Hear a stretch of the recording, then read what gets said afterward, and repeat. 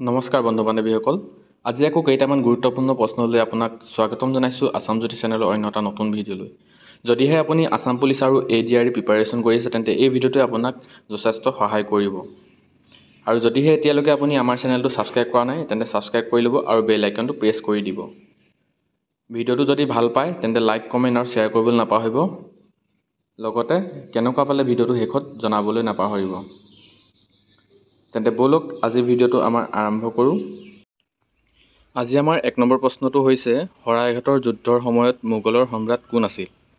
উত্তৰ দিয়া আছে A Aurangzeb, B Babar, C Jahangir আৰু D আকবৰ। ইয়াৰ শুদ্ধ উত্তৰটো জনাব লাগে। শৰাইঘাটৰ যুদ্ধৰ সময়ত মোগলৰ সম্ৰাট কোন আছিল?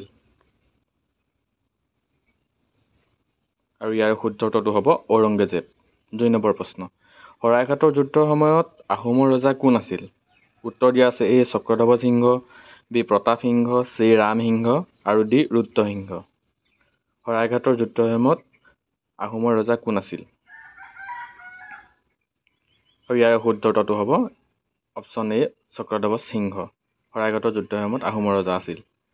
3 নম্বৰ প্ৰশ্ন, বামুণী কোঁৱৰ বুলি কাক জনা গৈছিল?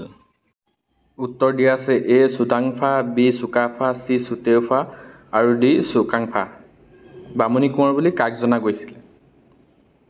আৰু ইয়াৰ শুদ্ধ উত্তৰটো হ'ব চুডাংফা। 4 নম্বৰ প্ৰশ্ন, পাটকাই পৰ্বতৰ পুৰণি নাম কি আছিলে? উত্তৰ দিয়া আছে A নৰা, B খানজন, C দয়কাইৰং আৰু D আয়তন। পাটকাই পৰ্বতৰ পুৰণি নাম কি আছিল? আৰু ইয়াৰ শুদ্ধ উত্তৰটো হ'ব অপশ্যন C দয়কাইৰং। দয়কাইৰং আছিল পাটকাই পৰ্বতৰ পুৰণি নাম। মনত ৰাখিব, অতিকে গুৰুত্বপূৰ্ণ প্ৰশ্ন, পাৰিলে নোট কৰি যাব কপিত। 5 নম্বৰ প্ৰশ্ন, মূলা গাভৰুৰ স্বামীৰ নাম কি আছিল? উত্তৰ দিয়া আছে A ফাচেংমুং Borgohain, B ফাচেং Gohain, C চুহুংমুং আৰু D চিৰিং ফুকন। আৰু ইয়াৰ শুদ্ধটোতো হ'ব ফাচেংমুং বৰগোহাঁই আছিল মূলা গাভৰুৰ স্বামী। Option A। 6 নম্বৰ প্ৰশ্ন, প্ৰতাপ সিংহৰ আন এটা নাম কি আছিল? উত্তৰ দিয়া আছে বুঢ়া ৰজা, পানী কোঁৱৰ, ৰাণা সিংহ আৰু জয় সিংহ। আৰু এই 6 নম্বৰ প্ৰশ্নটো আপোনালোকলৈ এৰি দিছোঁ, আপোনালোকে 6 নম্বৰ প্ৰশ্নটো উত্তৰ দিব। অপশ্যন A হয়নে, B হয়নে, C হয়নে, D হয় প্ৰতাপ সিংহৰ আন এটা নাম? 7 নম্বৰ প্ৰশ্ন, বুদ্ধি স্বৰ্গনাৰায়ণ বুলি কাক জনা গৈছিল? উত্তৰ দিয়া আছে A Rudrasingha, B Jai Singh, C Pratap সিংহ আৰু D নৰসিংহ। আৰু ইয়াৰে শুদ্ধ উত্তৰটো হ'ব প্ৰতাপ সিংহ। প্ৰতাপ সিংহক বুদ্ধি স্বৰ্গনাৰায়ণ বুলি জনা গৈছিল। 4 নম্বৰ প্ৰশ্ন, ভগা ৰজা বুলি কাক জনা গৈছিল? উত্তৰ A Suramphaa, B Sukaphaa, C চুতেউফা আৰু D চুহুংমুং। ভগা ৰজা বুলি কাক জনা গৈছিল? আৰু ইয়াৰ শুদ্ধ উত্তৰটো হ'ব চুৰামফা। চুৰামফাক ভগা ৰজা বুলি জনা গৈছিল। মনত ৰাখিব, অতিকে গুৰুত্বপূৰ্ণ প্ৰশ্ন। 8 নম্বৰ প্ৰশ্ন, পানীপথৰ প্ৰথম যুদ্ধ কেতিয়া হৈছিল? উত্তৰ দিয়া আছে A 1626 চনত, B 1526 চনত, C 1662 চনত আৰু D 1562 চনত। পানীপথৰ প্ৰথম যুদ্ধ কেতিয়া হৈছিল? আৰু ইয়াৰ শুদ্ধ উত্তৰটো হ'ব 1526 চন। 1526 চনত পানীপথৰ প্ৰথম যুদ্ধ হৈছিলে। 10 নম্বৰ প্ৰশ্ন, পানীপথৰ দ্বিতীয় যুদ্ধ কেতিয়া হৈছিলে?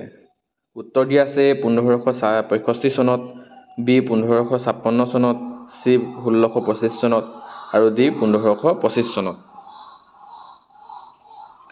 আৰু ইয়াৰ শুদ্ধ উত্তৰটো হ'ব 1556 চনত। পানীপথৰ দ্বিতীয় যুদ্ধ 1556 চনত। 11 নম্বৰ প্ৰশ্ন, ৰামচৰিতমানস কোনে ৰচনা কৰিছিলে?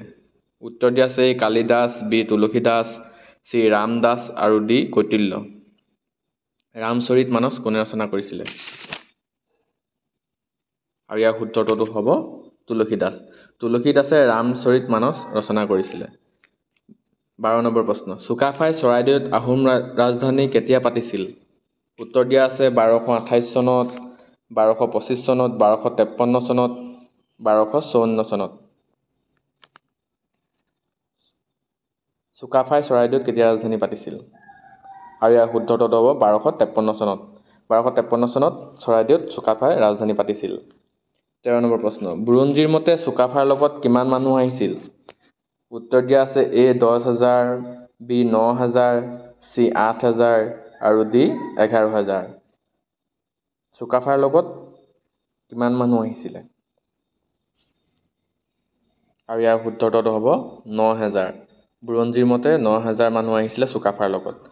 14 নম্বৰ প্ৰশ্ন, কোন চহৰক মৃতকৰ চহৰ আখ্যা দিয়া হয়? উত্তৰ দিয়া আছে হৰপ্পা, B ৰূপৰ, C মহেঞ্জোদাৰো, D লোথাল। আৰু ইয়াৰ শুদ্ধ উত্তৰটো হ'ব মহেঞ্জোদাৰো। মহেঞ্জোদাৰোক মৃতকৰ চহৰ বুলি আখ্যা দিয়া হয়। 15 নম্বৰ প্ৰশ্ন, বংগ বিভাজন কিমান চনত হৈছিলে? উত্তৰ দিয়া আছে A 1906 চনত, B 1905 চনত আৰু C 1907 চনত আৰু D 1909 চনত। আৰু ইয়াৰ শুদ্ধ উত্তৰটো হ'ব 1905 চনত। 1905 চনত বংগ বিভাজন কৰিছিলে আৰু বংগ বিভাজন কৰিছিলে লৰ্ড কাৰ্জনে, মনত ৰাখিব। 16 নম্বৰ প্ৰশ্ন, মুছলিম লীগ কিমান চনত গঠন হয়? উত্তৰ 1906 চনত, 1905 চনত, 1909 চনত আৰু ক্ষমা কৰিব, এইটো 19 হ'ব লাগিছিলে, 1921 চনত। আৰু ইয়াৰ শুদ্ধ উত্তৰটো হ'ব 1906 চনত। 1906 চনত মুছলিম লীগ গঠন হৈছিলে। 17 নম্বৰ প্ৰশ্ন, গোসাঁই কমলালী ক'ৰ পৰা কোন ঠাইলৈকে বান্ধিছিল? উত্তৰ দিয়া আছে A কোচবিহাৰৰ পৰা হাবুঙলৈ, B কোচবিহাৰৰ পৰা বৰপেটালৈ, C কোচবিহাৰৰ পৰা গড়গাঁৱলৈ আৰু D কোচবিহাৰৰ পৰা ৰংপুৰলৈ। প্ৰত্যেক দিনাখনৰ দৰে এইবাৰো 17 নম্বৰ প্ৰশ্নটো আপোনালোকলৈ এৰি দিছোঁ। কমেণ্টত জনাব শুদ্ধ উত্তৰটো কোনটো। আৰু ভিডিঅ'টো শেষলৈকে চোৱাৰ বাবে অশেষ ধন্যবাদ আপোনাক। আৰু ভিডিঅ'টো কেনেকুৱা পালে কমেণ্ট কৰি জনাব। আৰু যদি ভাল পায় তেন্তে লাইক কৰিবলৈ নাপাহৰিব আৰু লগৰবোৰৰ লগত শ্বেয়াৰ কৰি দিব বুলি আশা ৰাখিলোঁ।